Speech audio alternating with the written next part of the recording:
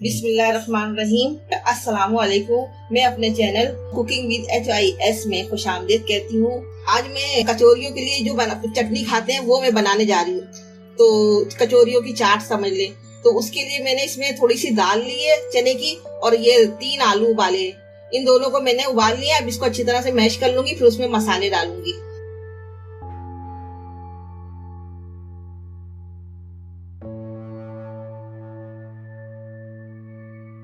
ये देखिए व्यूअर्स, मैंने ये आलू पीस लिए हैं, आलू और दाल, और इसको इस तरह से पानी डाल के इतना पतला कर लिया है और अब इसको चूल्हे पे रख दिया है। अब इसमें मैं ये मसाले डालूंगी।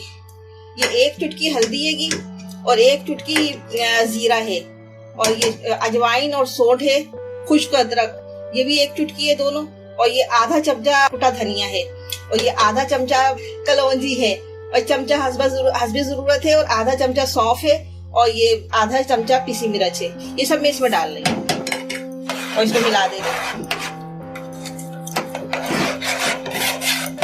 इसको खोल आने पर मैं उतार लूंगी, नमक को टेस्ट के मुताबिक चेक करके उतार लेंगे। ये चटनी तैयार हो जाएगी, बस इसमें और कुछ नहीं डलेगा। ये चटनी पकौड़ों के साथ खा लें आप, कचौरियों के साथ खाएं, पूरियों के साथ खाएं,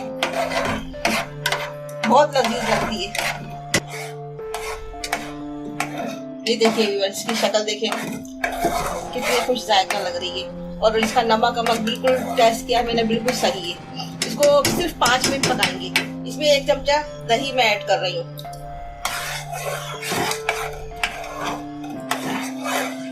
ये देखिए व्यूअर्स, हमारी चटनी तैयार हो गई है। अब हम इसे डिश आउट करते हैं। कचौरियों से, समोसों से, पूरियों से खाएं। ये देखिए व्यूअर्स, हमारी चटनी डन हो गई है, और आप इसे एक दफा जरूर ट्राई कीजिए। प्लीज आप मेरे चैनल को सब्सक्राइब कीजिएगा और बेल आइकन के बटन को भी दबाना मत भूलिएगा, ताकि आपको नई लेटेस्ट वीडियो सबसे पहले मिलती रहे। इसके साथ ही अल्लाह हाफिज।